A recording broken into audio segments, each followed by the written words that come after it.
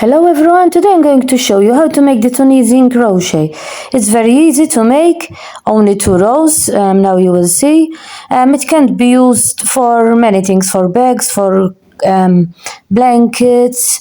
This is the right side, this is the wrong side. As you can see, the wrong side, it looks like the knit stitch. When we knit, the wrong side, the stitch, as you can see, it's like a knit stitch.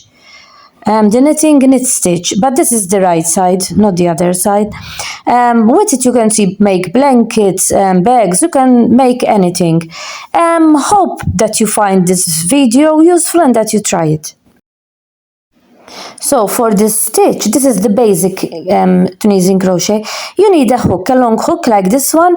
It looks like a knitting needle, but here as you can see, it's like a knitting needle, but here it's a hook, not like a knitting needle. You can see it's a hook. And the back, here it's a hook, as you can. At the back, it's like when you have a knitting needle. It's because we have to put stitches on it. That's why it's like that. It's like that because we have to put stitches on it. It can also be used for not only for Tunisian. I use it not only for Tunisian crochet. I use it only if I don't have the right size and I have the right side of this one. I use it for the normal crochet. If I want to make a doiler, I use them too. But this specific hook, it's for the Tunisian crochet. We start by making chains. Now chains you do depending what you're going to do. There's no multiple, depends what you're going to do. You make stitches. If you want to make a blanket, you have to make stitches. Depends what you're going to do. Now we're going to start. We skip the first chain here.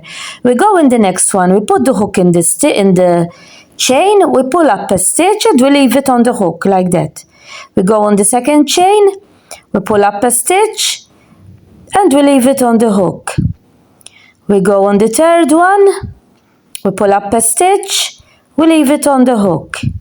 We go on the other one, we're going to repeat all the time, the first row. This row is we're going to repeat it. We put the hook in the chain, and we pull up a stitch and we leave it on the hook. Again, we put the hook in the chain, we pull up a stitch, leave it in the hook. Put the hook in the chain, pull up a stitch. Put the hook in the chain, pull up a stitch, and you continue always like that.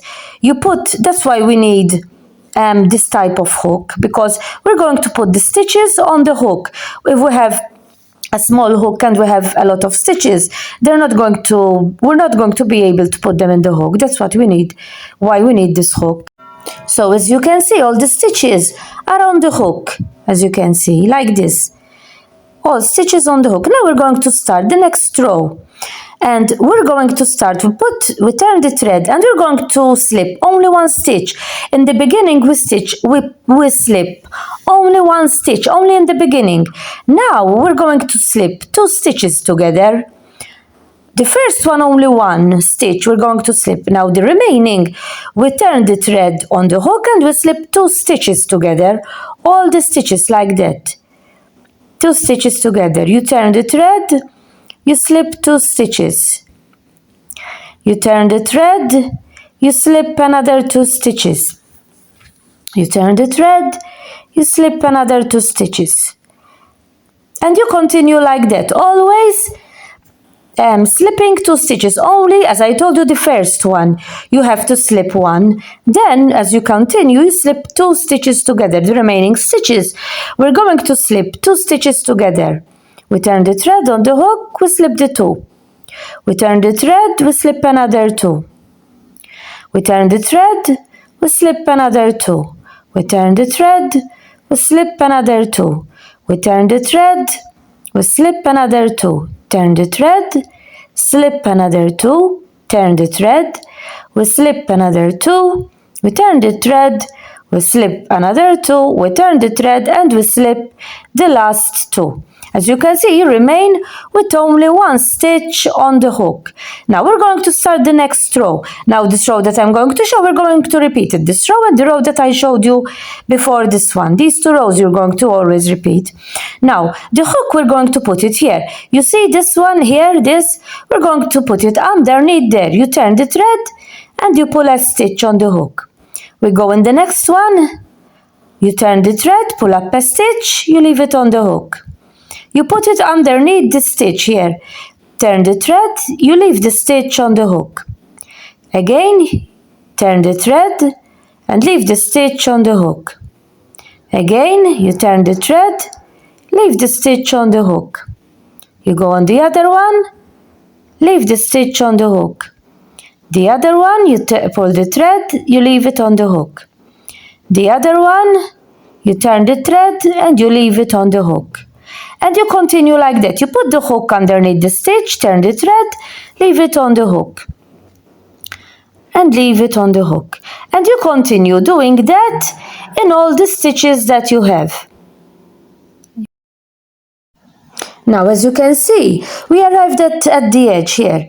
We have this one, the last one. All we have to do is we put the hook in there, and we pull up a stitch. That is how we finish the row.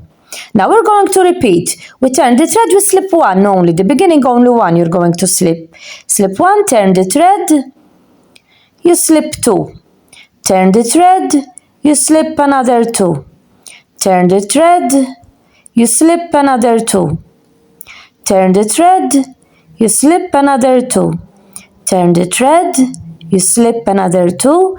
You continue all the row like that. You turn the thread and you slip two together. As I told you, only the first one you're going to slip one. Then you continue slipping, always slipping two together. You turn the thread and you slip two together. You continue all the row like that, slipping two together. Turn the thread, slip another two. Turn the thread, slip another two. Turn the thread, slip another two. Here I slip three. When you slip three, make sure that you're slipping two, not three, because it won't come, the row after won't be good. You turn the thread, you slip two. Turn the thread, slip two. Turn the thread, slip two. Turn the thread, slip another two. Turn the thread, and here we remain with one stitch, as you can see. Now we're going to repeat what we did before.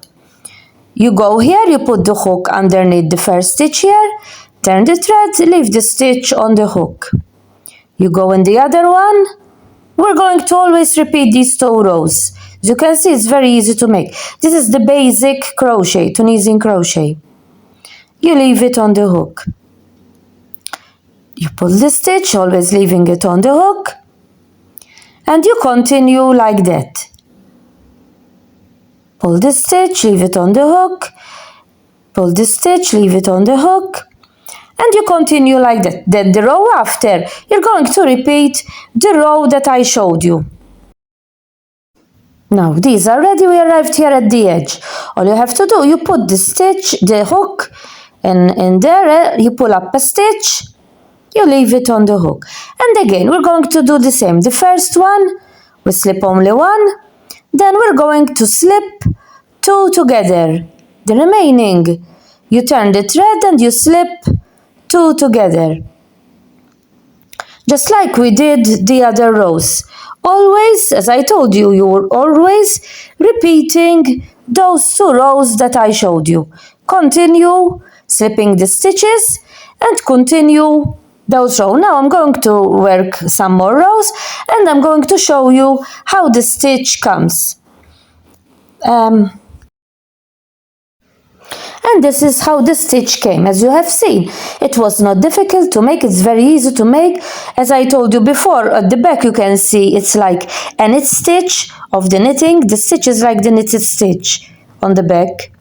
And as you have seen, it was not difficult to make, always repeating those two rows that I told you. The stitch can be used for many things, for blankets, for bags, for pockets. You can use it for many things. This is the basic Tunisian, because there are many other Tunisian crochet stitches, but this is the basic of the Tunisian.